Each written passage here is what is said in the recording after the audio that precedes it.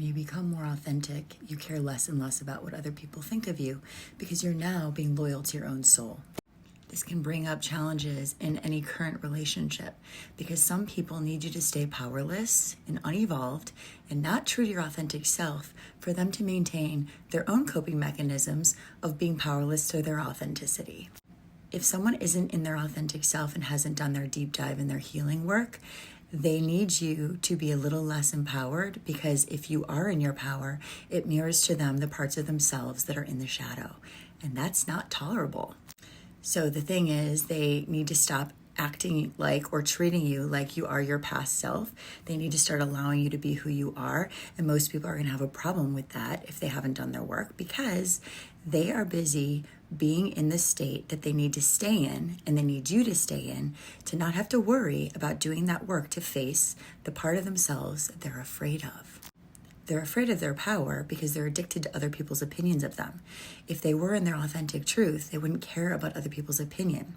So when you're not being how you need to be with them, they're worried about how this might appear to people. They can't control you. They can't manipulate you. And they can't be sure of how you're going to be because you're just being true to yourself moment to moment.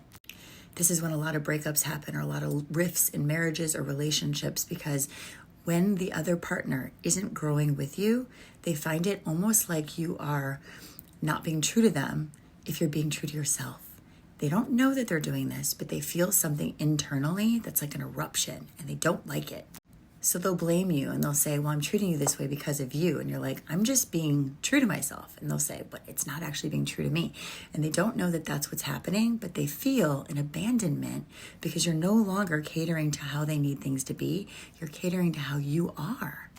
So often people ask me, like, don't they really love me? And people can only love you to the level that they love themselves. And if they're not being in their power, they're not in their truth. They're in the truth that they have used as a coping mechanism in this world to get somewhere, to feel powerful externally. When we start to feel powerful internally, we start to realize that conditions and circumstances and people and friendships can change and we still feel good. But so many people are afraid to explore that because they need to have that certainty of the external validation.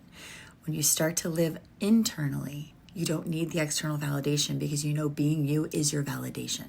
So relationships can get tougher, and I do have a lot of ways to work through this, but just know that if this is what you're going through, this is normal and it's challenging, and the lessons will be revealed as you continue in this pattern or break out of it.